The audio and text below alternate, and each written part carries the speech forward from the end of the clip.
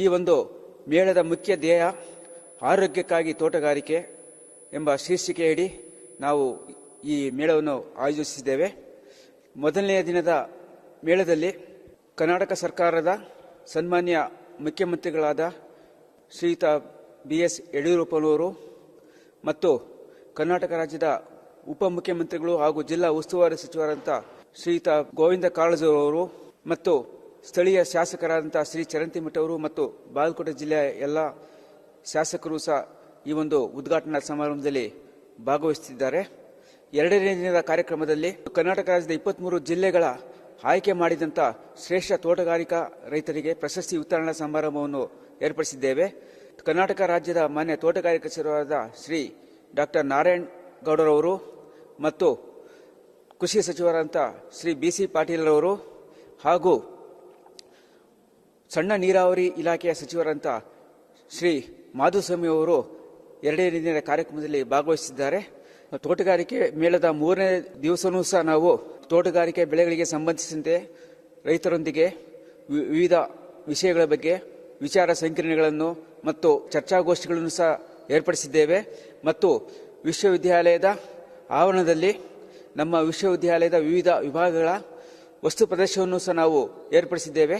ಈ ವರ್ಷದ ಒಂದು ವಿಶೇಷತೆ ಏನೆಂದರೆ, ತಮಗೆಲ್ಲರೂ ಗೊತ್ತಿರುವ ಹಾಗೆ ಕೋವಿಡ್ನ ರೋಗದ ಒಂದು ಸಮಸ್ಯೆ ಇರುವುದರಿಂದ ನಾವು ಸಾಮಾಜಿಕ ಜಾಲತಾಣಗಳನ್ನು ಬಳಸಿಕೊಂಡು ಹಾಗೂ ಆಫ್ಲೈನ್ ಮತ್ತು ಆನ್ಲೈನ್ ಎರಡೂ ಇದರಲ್ಲೂ ಸಹ ನಾವು ಒಂದು ಕಾರ್ಯಕ್ರಮವನ್ನು ಆಯೋಜಿಸಿದ್ದೇವೆ. ಈ ವರ್ಷದ ತೋಟಗಾರಿಕಾ ಮೇಳದ ಧ್ಯೇಯವಾಕ್ಯವೆಂದರೆ ಆರೋಗ್ಯಕ್ಕಾಗಿ ತೋಟಗಾರಿಕೆ ಎನ್ನುವಂತಹದ್ದು. ನಾವೆಲ್ಲರೂ ತಿಳಿದಿರುವ ಹಾಗೆ ಹಾಗೂ ಮತ್ತು ಈಗ ಅನುಭವಿಸಿದ ಹಾಗೆ ಈ ವರ್ಷ ಇದು ಕೊರೋನಾ ಕೋವಿಡ್-19 ಒಂದು ಹಾವಳಿಯಿಂದ ತತ್ತರಿಸಿ ಹೋದಂಥ ಪರಿಸ್ಥಿತಿಯಲ್ಲಿ ನಮ್ಮ ಆರೋಗ್ಯ ಹೇಗೆ ರಕ್ಷಣೆ ಮಾಡುವುದು ಅನ್ನೋದೇ ಬಹಳಷ್ಟು ಮುಖ್ಯವಾಗಿದೆ.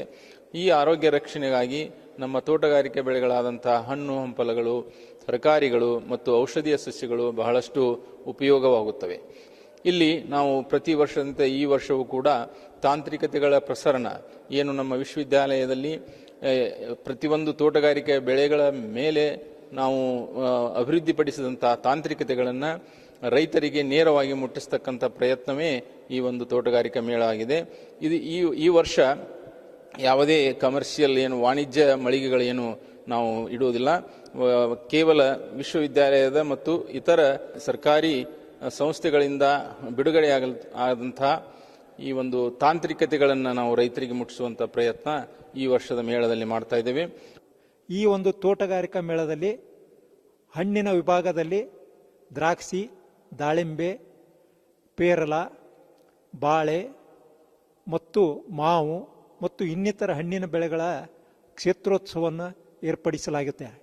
ಅದು ಅಲ್ಲದೆ ತರಕಾರಿ ಬೆಳೆಗಳಾದ ವಿವಿಧ ತರಕಾರಿ ಬೆಳೆಗಳ ಪ್ರದರ್ಶನವನ್ನು ಹಾಗೂ ಪುಷ್ಪ ಬೆಳೆಗಳ ಪ್ರದರ್ಶನವನ್ನು ಸಹ ಏರ್ಪಡಿಸಲಾಗುತ್ತದೆ.